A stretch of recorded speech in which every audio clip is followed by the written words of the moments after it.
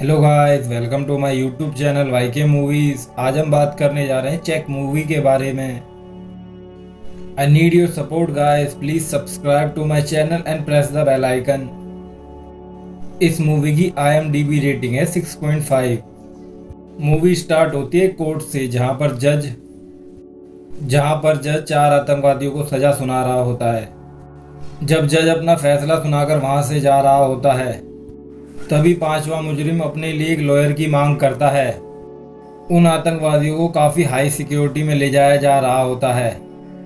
फिर हम दो दोस्तों को देखते हैं जो अपना आश्रम छोड़कर वहां से चले जाते हैं, जिसमें से स्वामी वहीं पर रह जाता है और आदित्य उस लोरी में चढ़ जाता है। जहां पर आदित्य उस लोरी में एक बाबा को भी देखता है।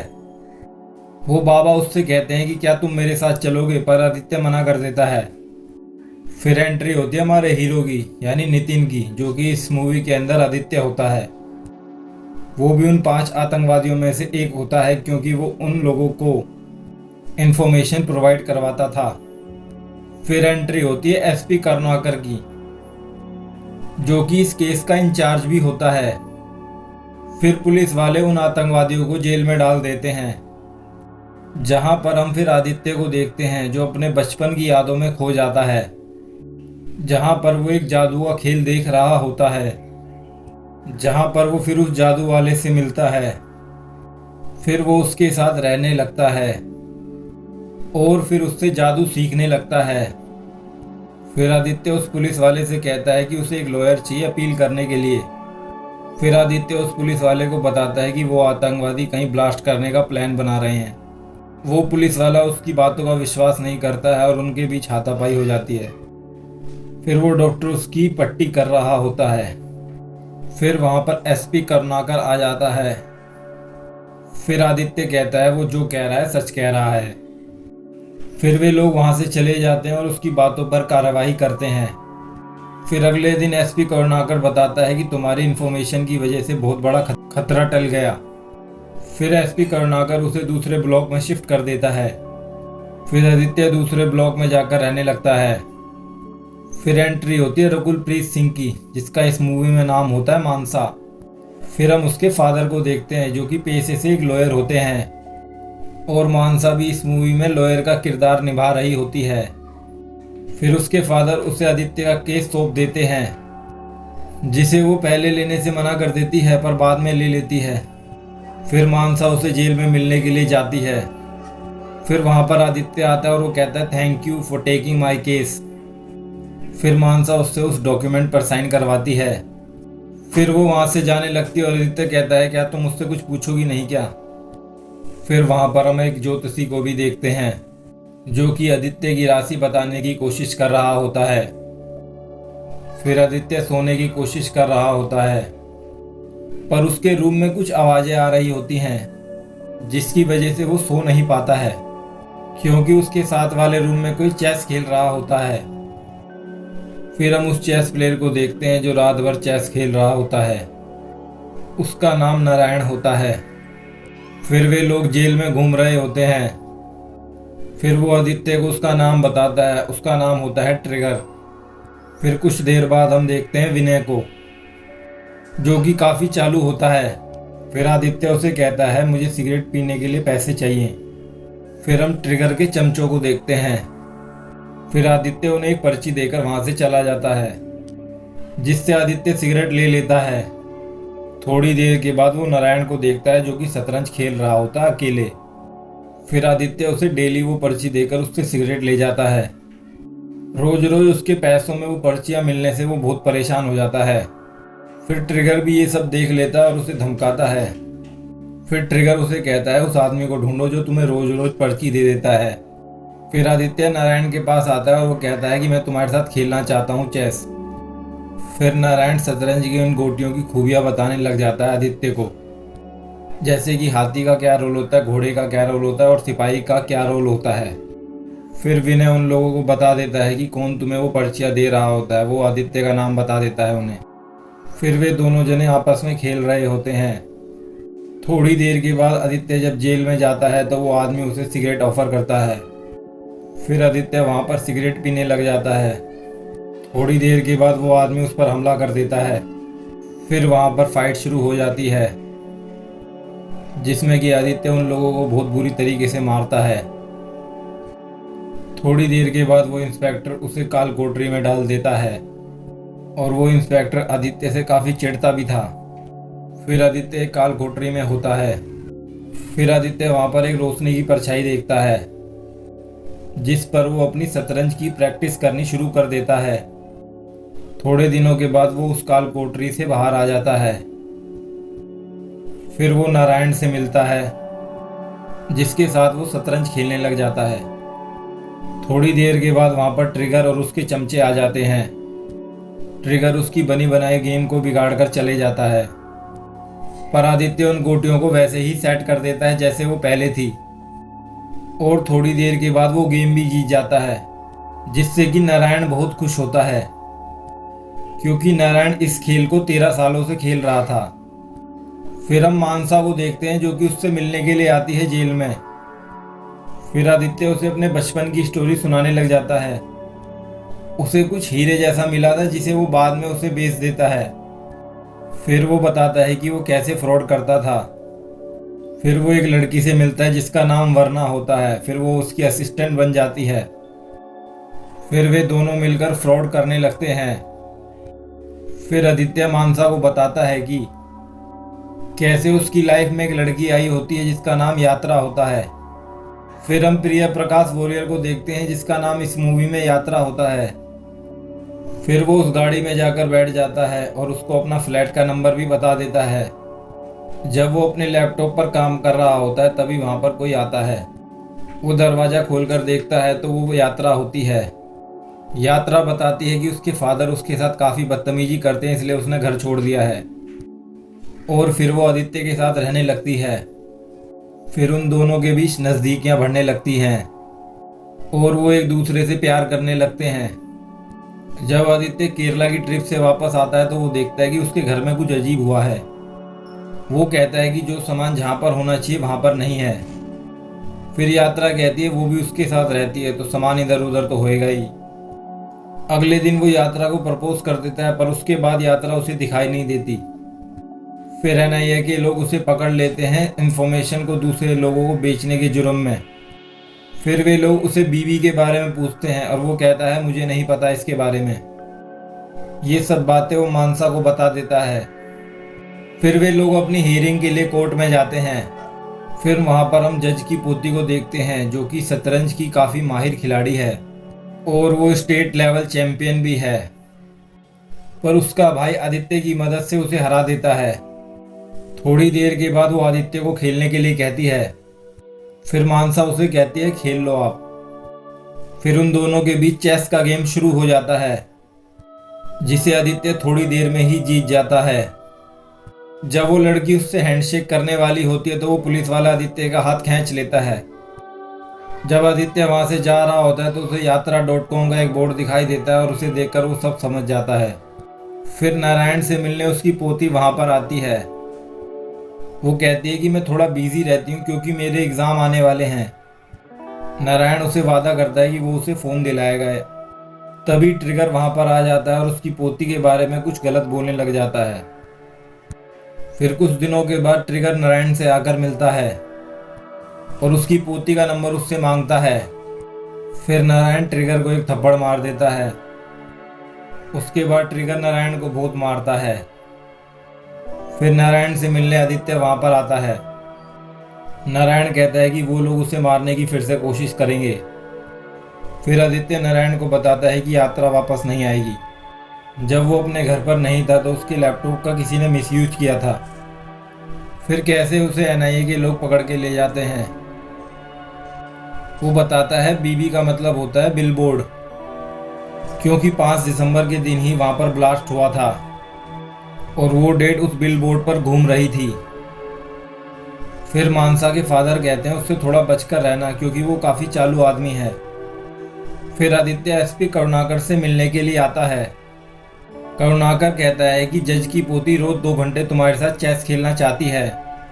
वो कहता है कि मैं उसके साथ चेस खेल लूंगा, पर आप मिस्टर नारायण को रिलीज कर दो इस 15 अगस्त के मौके पर।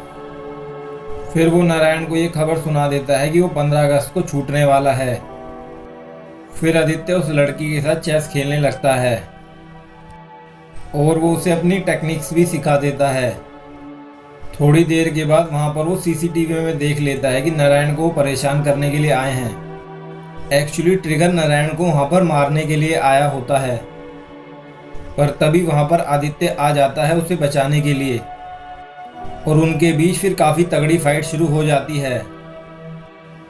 जब ट्रिगर नारायण को पानी में डुबो रहा होता है तभी आदित्य वहां आकर उसे बचा लेता है और फिर वो ट्रिगर को बहुत मारता है। फिर वहां पर 2 पुलिस वाले आते हैं और कहते हैं कि नारायण तुम आज आजाद होने वाले हो। फिर नारायण वर्ना को कॉल करके बुलाता है अपने पास और उसे कहता है कि तुम्हें यात्रा बनना होगा। फिर वो यात्रा बन के मानसा से मिलती है। वे लोग उसका इतनी आसानी से विश्वास नहीं करते हैं कि वही यात्रा है। फिर वे यात्रा का पॉलीग्राफ टेस्ट करवाते हैं, पर वो रिपोर्ट भी इनकन्क्लूसिव होती है। फिर मानसा कहती है कि हमारे पास और टाइम नहीं है। फिर मानसा और वर्ना आदित्य से मिलते हैं। फिर हम राम को देखते हैं जो कि एक चेस का बहुत बढ़िया प्लेयर है। फिर नारायण एक आदमी से मिलता है जो कि उसके बचपन का दोस्त होता है। फिर नारायण उसे आदित्य के बारे में बताता है और कहता है कि वो एक बहुत बढ़िया शतरंज प्लेयर है, वो एक आतंकवादी है और अभी जेल में बंद है। ये बात सुनकर उसका दोस्त उस पर भड़क जाता है, पर नारायण अपनी जिद पर अड़ा रहता है और वो कहता है उसे एक मौका तो मिलना ही चाहिए। फिर नारायण कहता है कि तुम अपने बेस्ट प्लेयर से उसे खिलाओ। फिर हम आदित्य को देखते हैं जो कि चेस की प्रैक्टिस कर रहा होता है। फिर राम वहां पर आ जाता है आदित्य से चेस खेलने के लिए। फिर आदित्य फोन से ही अपनी चालें चलना शुरू कर देता है। फिर हम मानसा को देखते हैं जो कि उसकी हियरिंग के लिए आई होती है कोर्ट में।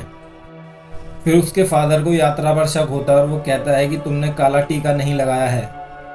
थोड़ी देर के बाद मानसा भी उससे कुछ सवाल जवाब करने लगती है और उसे पता चल जाता है कि ये नकली यात्रा है। वरना कहती है इससे क्या फर्क पड़ता है, हमें तो आदित्य को बचाना है। फिर हम आदित्य को देखते हैं जो कि अपने चाले चल रहा होता है। फिर मानसा अपना केस वापस ले लेती है। आदित्य राम की काफी बुरी हालत कर देता है उस गेम में। जब आदित्य उसे हराने वाला ही होता है तभी वहां पर वो पुलिस वाला आ जाता है। वो पुलिस वाला कहता है कि तुम्हारी वकील ने तुम्हारा केस छोड़ दिया है और वो उसे अपने साथ चलने के लिए कहता है, पर उन दोनों के बीच हाथापाई हो जाती है। पर आदित्य एंड में राम को हरा देता है। फिर वो उस जेल में किसी से नहीं मिलता है, पर वो थोड़ी देर के बाद नारायण से मिलने आता है और कहता है कि तुम चले जाओ यहाँ से। नारायण कहता है जब तक तुम इस गेम में पार्टिसिपेट नहीं करोगे मैं यहाँ से नहीं जाऊँगा। फिर हम उस जेल में 2 और नए कैरेक्टरों को देखते हैं। वो हमेशा उस जेल से भागने की फिराक में रहते हैं। फिर वो ज्योतिषी भी कहता है कि वो भी आज रिहा हो रहा है। फिर हम मानसा को देखते हैं जो कि आदित्य को बचाने की कोशिश कर रही होती है, क्योंकि उसे पता चल जाता है कि आदित्य बेगुनाह है। फिर उसके फादर कहते हैं कि उसे खाली राष्ट्रपति ही बचा सकते हैं उसे माफ़ी देकर, और वे लोग बचा सकते हैं जिन्होंने अपने परिवार के सदस्यों को खोया है। फिर वे दोनों जेल से भागने का प्लान बना रहे होते हैं। फिर हम मानसा को देखते हैं जो कि आदित्य से मिलने आई है। फिर आदित्य कहता है क्यों आई हो तुम यहाँ पर। वो कहती है कि तुम बेगुनाह हो और उसे पूरी सच्चाई मालूम पड़ जाती है। फिर वो कहता है कि तुमने मेरा पहले केस क्यों छोड़ दिया था। फिर वो आदित्य को यात्रा के बारे में कुछ बताती है और कहती है कि उसका नाम ईशा बेला था और वो एक आतंकवादी संगठन से जुड़ी हुई थी और उन 4 आतंकवादियों के साथ उसका संबंध था। वो कहती है कि उन लोगों ने तुम्हें फंसाया है। जब मानसा वहां से जा रही होती है तो ट्रिगर उसे पकड़ लेता है और उसके साथ बदतमीजी करने की कोशिश करता है। फिर आदित्य कहता है दूर रह उससे। फिर मानसा उसके मुंह पर फाइल मारकर जाती है। फिर मानसा एसपी करुणाकर से मिलती है और वो कहती है कि उसे चेस खेलने की परमिशन मिल गई है। फिर वो चेस खेलने के लिए वहां से निकल जाता है। नारायण ने आदित्य के लिए नए कपड़े भी भिजवाए होते हैं। फिर वो चेस की गेम खेलने के लिए वहां पर पहुंच जाता है। फिर वो उस प्लेयर से चेस खेलने लग जाता है। फिर मानसा उन परिवार के लोगों से जाकर मिलती है जिसका सदस्य मारा गया था उस हादसे में। वो लोग कहते हैं अगर आदित्य जीना चाहता है तो वो जरूर साइन करेंगे।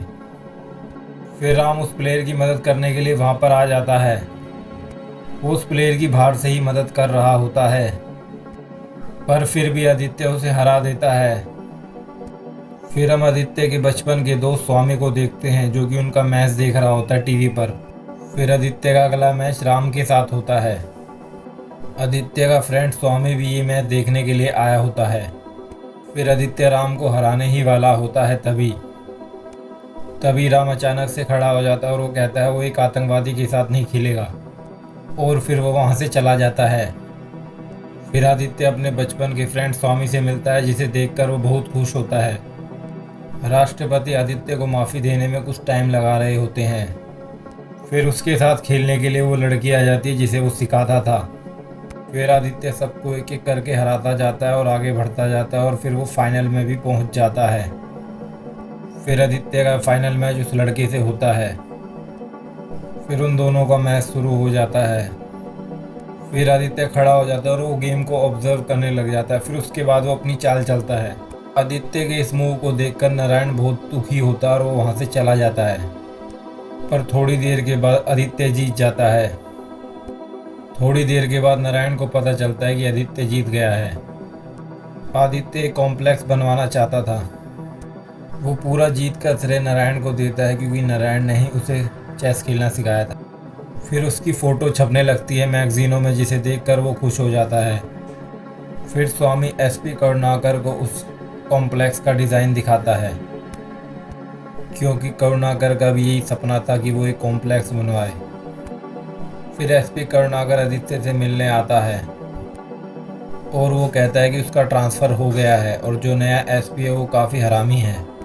फिर आदित्य उस साबुन के अंदर कुछ पर्ची छुपाने की कोशिश कर रहा होता है।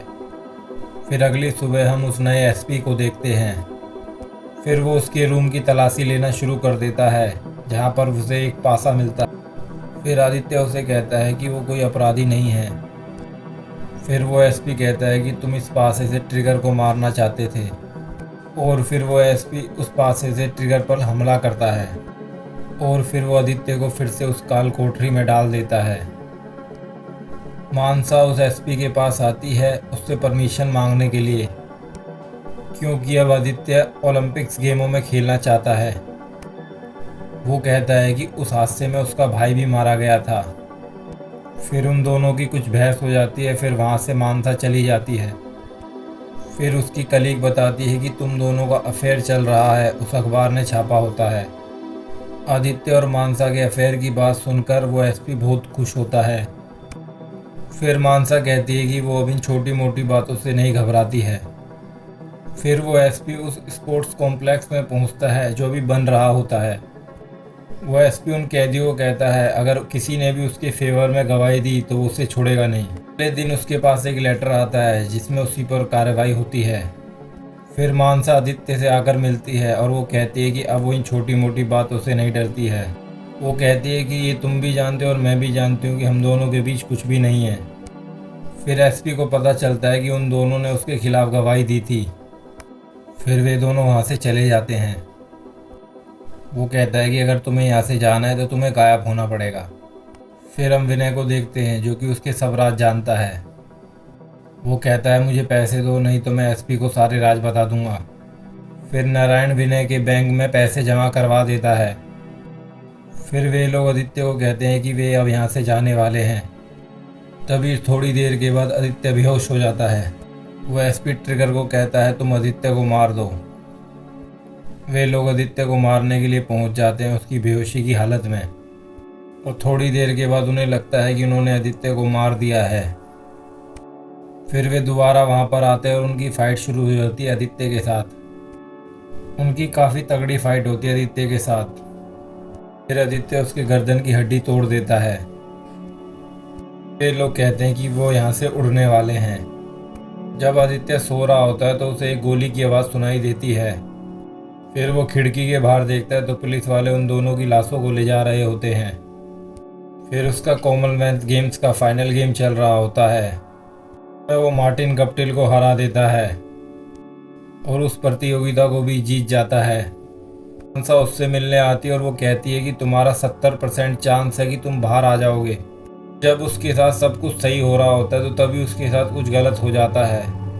तभी जम्मू कश्मीर पर एक बॉम्ब ब्लास्ट होता है जो कि आतंकवादियों ने किया होता है। फिर उन कैदियों का रुख फिर से बदल जाता है और वो कहते हैं कि आतंकवादी नहीं सुधरेंगे। और फिर वो कैदी लोग उसे घृणा की नज़रों से देखने लगते हैं। विनय फिर से आदित्य से पैसों की मांग करता है एंड उसके बैग में फिर से पैसे डलवा देता है। जब विनय वॉशरूम में आया होता है तो अचानक से उसे कुछ होता है और वो वहीं पर मर जाता है। आतंकवादी हमले से राष्ट्रपति की सोच में भी बदलाव आ जाता है और वो उसे माफ़ी देने से इनकार कर देते हैं। फिर आदित्य से मिलने वहाँ का एसपी आता है। वो कहता है कि अब तो राष्ट्रपति ने भी माफ़ी देने से इनकार कर दिया है। ये बात सुनकर आदित्य को बड़ा गुस्सा आता है। वो कहता है कि उसे चेस चैंपियन के साथ एक मैच खेलना है।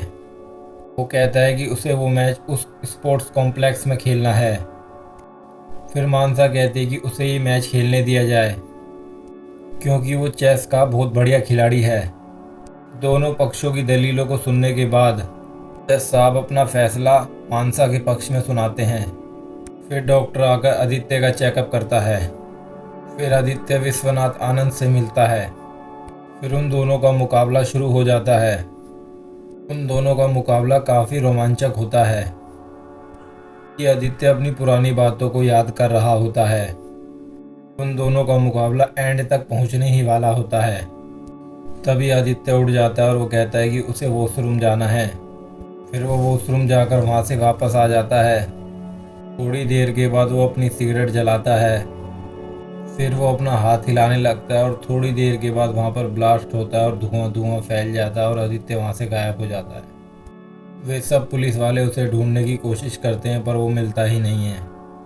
फिर विश्वनाथ देखता है कि वो अपनी अगले चालें भी उस नोटबुक में लिख जाता है। फिर वो उस नोटबुक से उसकी चालों को चलता है। थोड़ी देर के बाद आदित्य जीत जाता है ना होकर भी वहाँ पर। फिर विश्वनाथ आनंद उसके लिए क्लैपिंग करता है। थोड़े दिनों के बाद मानसा के पास एक कॉल आता है और फिर वो आदित्य को पहचान लेती है। फिर आदित्य उसे अपने प्लान के बारे में बताता है कैसे उसने ये सब किया है। जब उसका दोस्त स्वामी उससे मिलने आता है तो तभी वो ये सब प्लान कर लेता है क्योंकि वो एक सिविल इंजीनियर होता है। फिर वो सारा कंस्ट्रक्शन का काम उस नारायण को भी समझा देता है और वो मानसा को भी तो यही कहता है कि उसे उस स्पोर्ट्स कॉम्प्लेक्स में मैच खेलना है। फिर वो मैच खेलने के लिए उस कॉम्प्लेक्स में पहुंच जाता है। वहाँ पर धुआं फैल जाता है तो उस पिलर के अंदर घुस जाता है और वहीं पर काफ़ी टाइम तक रहता है। उस पिलर के अंदर काफ़ी जगह होती है जिसके अंदर वो 3 महीने से भी ऊपर रहता है। वहीं पर वो रोज थोड़ी थोड़ी खुदाई करके आगे बढ़ता जाता है और खाने पीने के लिए नारायण ने उसके पास सामान दे ही दिया था जैसे बादाम काजू टैबलेट्स। वो एसपी उसे ढूंढता ही रह जाता है पर उसे खोज ही नहीं पाता है। वो धीरे धीरे खुदाई करते करते काफ़ी आगे तक निकल जाता है। फिर वो उस सुरंग में इतनी खुदाई कर देता है कि वो उस जेल के बाहर ही आ जाता है। फिर वो उस सुरंग से 3-4 महीनों के बाद बाहर आ जाता है। फिर वो कहता है कि जब तक मैं अपने आप को बेगुनाह साबित नहीं कर लूँगा तब तक अज्ञातवास में रहूँगा। और उसके दोनों दोस्त भी, नारायण और स्वामी भी। और इसी तरह इस मूवी का एंड हो जाता है। Please subscribe to my channel and press the bell icon. Thank you guys for watching my videos.